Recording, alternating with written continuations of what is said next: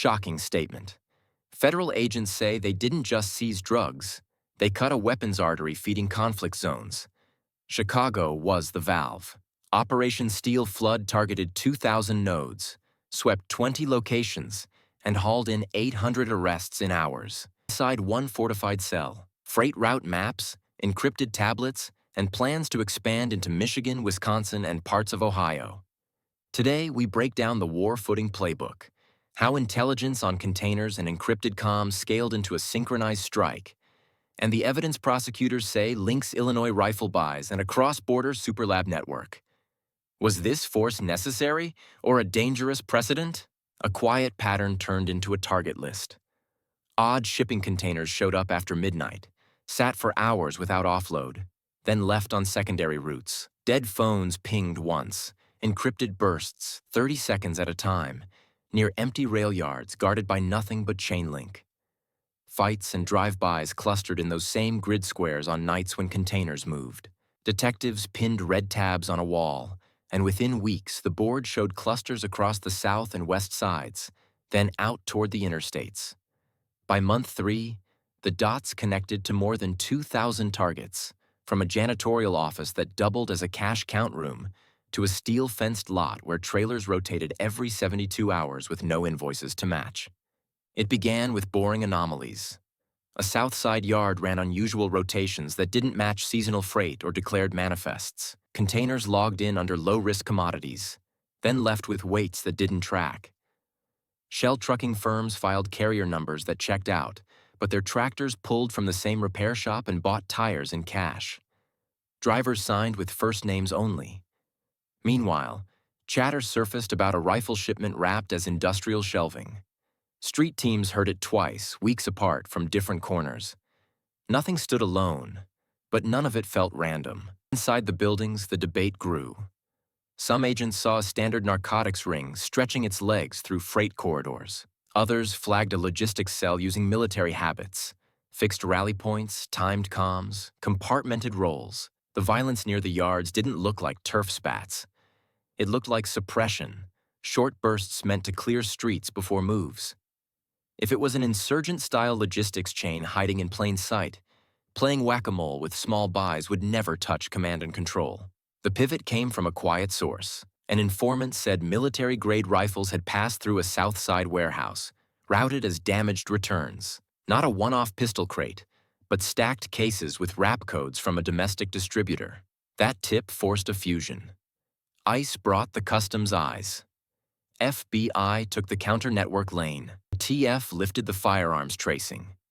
U.S. Marshals planned custody and warrant service. State police and local task forces filled gaps on streets the feds didn't know by name.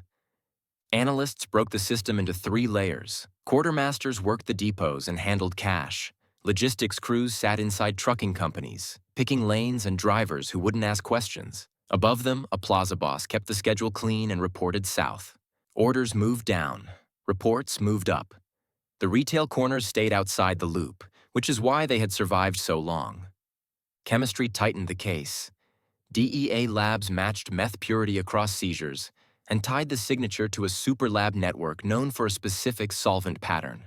On the gun side, ATF flagged serial blocks linked to bulk buys through Illinois straw purchasers and a handful of out-of-state gun stores. Each trace reinforced the idea of a pipeline, not random thefts or piecemeal deals. With threads converging, the team built a living map. Weapons depots got red frames. Processing rooms went blue. Stash houses glowed amber. 2 nodes pulsed near rail interchanges. Likely command points where phones never stayed on long enough to catch. Surveillance feeds updated the board in real time. If a trailer door rolled up, the icon flicked. If a burner lit for 20 seconds, the grid flashed. The plan shifted. Single arrests would tip the network. They drafted synchronized warrants, linked entry times to a dawn window, and stacked breachers, air assets, and custody vans to move in a single sweep. To hold the element of surprise, teams stayed compartmented. Warrants remained sealed until the last hour. Drivers rehearsed dummy routes to mask staging. Radios went dark under blackout protocols, with prearranged signals that didn't rely on open air. Targets set, engines cold, and every channel silent. The city's first sound would be armored diesels, roof teams clipping into lines, and doors breaking on a synchronized count. Why did Chicago look like a forward operating base at dawn? Armored trucks on empty lanes, helicopters skimming the industrial corridors, ropes dropping from rooftops, and rifle teams posted above rail yards. Phase 1 hit like a metronome. 20 addresses went live within minutes. Breach charges popped on heavy doors while cutters ripped steel hasps off warehouse bays. Helicopters hung over the south side grid to watch for runners, and rooftop teams kept angles on alleys where lookouts usually posted. The goal was simple: entry dominance. Strip the network of movement before anyone torched ledgers, wiped tablets, or rolled evidence out in a decoy van. The first breach at Warehouse 17 drew gunfire. Roof teams answered, the door team pushed, and custody units flowed in behind the shield line. Other sites fell in sequence: row houses with reinforced vestibules, a trucking office with mirrored glass, and a storage site built into a former machine shop with layered doors and cameras wired to motion alerts. The push brought its own blowback. Neighbors woke to flashbangs and armored diesel noise. Social feeds filled with clips of door hits and street blocks. Critics said some entries happened without warrants in hand, that teams pulled in too many people for field interviews, and that the scope looked more like counterinsurgency than policing. DHS countered that targets were violent, weapon-bearing, and wired to erase evidence fast. Those arguments rolled while the operations phase stayed on its clock. Inside the fortified cell, the layout told the story. Freight route maps covered a wall with pins on rail spurs and cross-dock terminals. Tablets sat on a steel desk, locked behind basic screens but running encrypted apps keyed to short windows. Dry erase boards listed loads like a military order of battle: routes, drivers, relief points, and fallback bays if a yard looked hot. A second room held cut plates, bolt cutters, false manifests, and shrink-wrap rolls. Another site kept a simple ledger and a radio schedule that matched dead phone bursts from the weeks before. The logistics frame wasn't theory anymore. It was printed, tagged, and time-stamped. Lab techs and ballistics teams moved next. A TF test fired recovered rifles and ran casings through databases, linking Chicago guns to overseas seizures noted months earlier.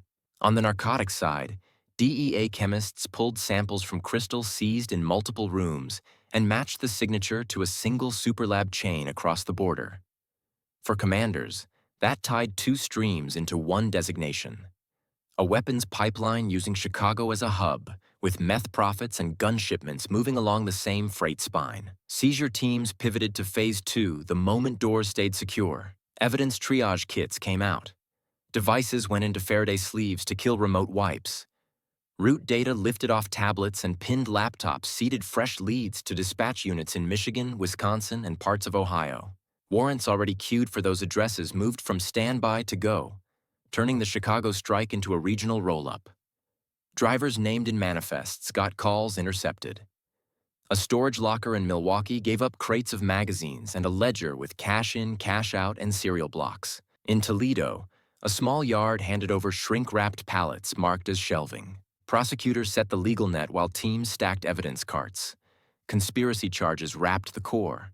Firearms trafficking and money laundering tied the money path to serial traced buys. Violent crimes and racketeering pulled in the suppression shootings around the yards.